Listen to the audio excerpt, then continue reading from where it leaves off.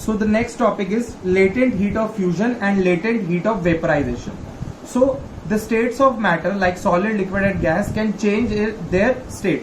Like solid can turn into liquid and liquid can turn into gases, and solid can turn into gases also. So this is by changing temperature. So what is latent heat of fusion? It is the amount of heat required to convert 1 kg of solid into liquid. It is the amount of heat energy required to change 1 kg of solid into liquid at normal atmospheric pressure. So this is called latent heat of fusion, like melting. Okay. The next is latent heat of vaporization. Vapors means the amount of heat required to change 1 kg of liquid into vapors.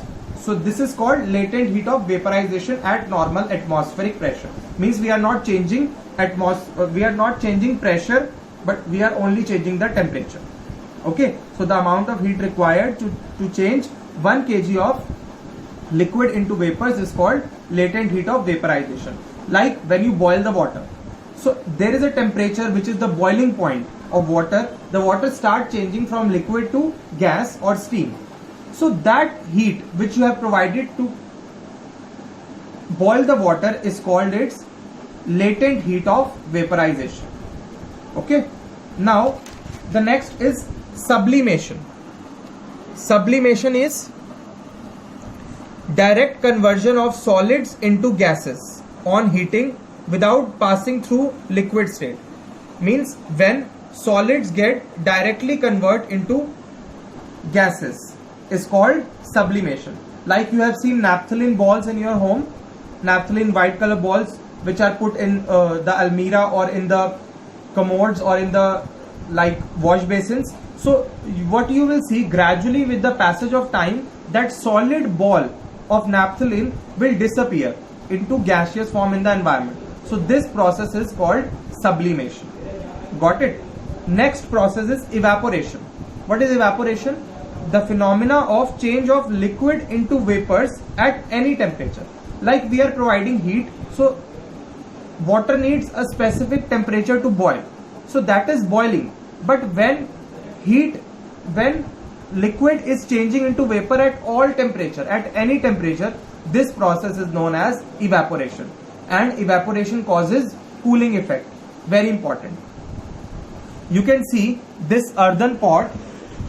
You can see this earthen pot or matka at your home. So if you see a close look, you will observe there are tiny sand pores on the earthen pot. So these pores, through these pores, the water capsule inside gets vaporized and the water inside the pot becomes cool. So this is the application of evaporation. Another application I can show you, this is acetone or thinner. So when you apply acetone on your hand, you can see this, it is causing cooling effect instantly, and you can see this is evaporating. It has evaporated in the air. Now you can see there is no acetone on no thinner on my palm. I will show you again. If we apply this acetone on my palm, it is causing cooling. You can try it at home also.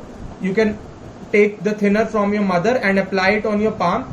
Now see, it has been evaporated and has caused a cooling sensation. So how is it possible? Because it has evaporated at the room temperature and it has caused cooling effect. So this is evaporation, like phenomena of changing of liquid as it was liquid into vapors at any temperature. Now you have to understand the conversions very carefully. When we convert a solid into a liquid, this is called fusion or melting. Got it? When we convert liquid into gas, liquid change into gas in the form of vapors, so this process is called vaporization. When gas change into liquid, when gases are changing into liquid, it is called condensation. Like the water vapors condense to form clouds. And when liquid again changes into solid, like you freeze the ice, you keep keep the water in the ice tray and it solidifies. So when liquid freezes to form solid, it is solidification. And when solids are directly converted into gases, this is called sublimation. Similarly, gases on decreasing heat and increasing pressure converts into solid. This is also called sublimation. Direct conversion without going through the liquid state. Okay. So these are some very, very important topics. We'll continue with them tomorrow also. So for this, you have to revise it from the NCERT and understand them very carefully. Thank you.